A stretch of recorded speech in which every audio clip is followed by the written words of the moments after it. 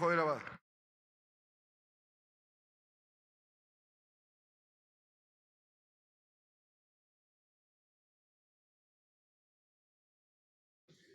Muchas gracias, señor presidente. Compañeras, compañeros asambleístas, buenas tardes a todo el pueblo ecuatoriano. La crisis de inseguridad que se ha diseminado en todo el país, conocemos que es por el narcotráfico, el crimen organizado, la violencia. Y esto se viene acarreando desde mucho tiempo atrás como responsables prácticamente los gobiernos de turno. El problema de la droga no es solo del Ecuador.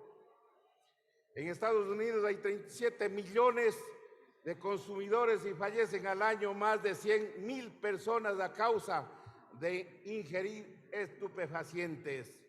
A pesar que se supone en la lucha contra la droga que participa el más poderoso ejército del planeta.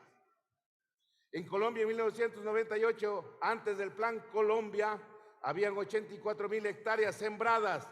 En el 2021 se reconoció que luego del Plan Colombia y con la presencia de 9 bases militares de Estados Unidos de refuerzo, la cantidad había multiplicado a 242,000 hectáreas cultivadas.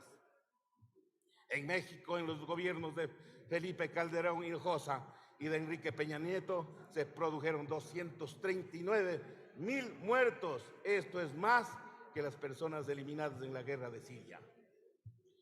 En Estados Unidos existió, a partir de la reforma constitucional en 1920, cuando se prohibió la producción y el consumo de alcohol y el tabaco en este país, la formación de grupos mafiosos al margen de la ley, la famosa mafia norteamericana con el Al Capone y Lucky Luciani. ¿Cómo derrotaron las mafias en Estados Unidos?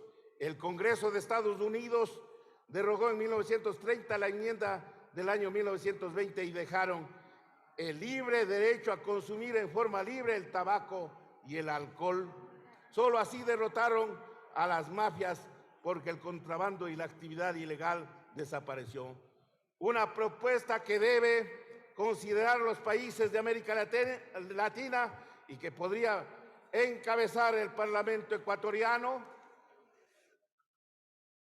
Es hora de ponerse a pensar en esta posibilidad como política de toda América Latina, una política similar a la que adoptó Estados Unidos para derrotar a las mafias de su país, porque es absurdo que América Latina ponga cientos de millones de miles de muertos para que la banca norteamericana y europea ganen miles de millones de dólares y euros cada año. Si no se frena ahora el poder del narcotráfico, el narcotráfico acabará apoderándose de nuestros países y de todas las instituciones. Propongo que el Parlamento ecuatoriano tome la iniciativa y convoque a una reunión extraordinaria del Parlamento latinoamericano para discutir esta agenda única. En forma adicional, solicito a través de la Asamblea Nacional se pida la siguiente información: que el presidente de la República informe y entregue la lista de todos los presos que han perdido su vida en todas las cárceles del Ecuador desde que empezaron estas matanzas, precisando la fecha de sus muertes, los centros penitenciarios en que se produjo, la fecha y forma de eliminación. Que el presidente de la República informe qué medidas efectivas ha adoptado para evitar el ingreso de las armas, desde fusiles, balas, granadas, dinamita, proyectiles, hasta machetes y sierras, para evitar las sucesivas matanzas. Cuenta con minutos, asambleísta. Del país. Obligación política, jurídica y moral de la Presidencia de la República. Que se informe a la Asamblea el número de presos en todo y cada una de las cárceles, indicando además de su edad, porcentaje por actividades vinculadas al narcotráfico. Y de ellos, cuántos tenían trabajo y cuántos no estaban estudiando. Porque una de las consecuencias más terribles del narcotráfico, del crimen, de la drogadicción, entre otros aspectos, es la falta de educación y trabajo.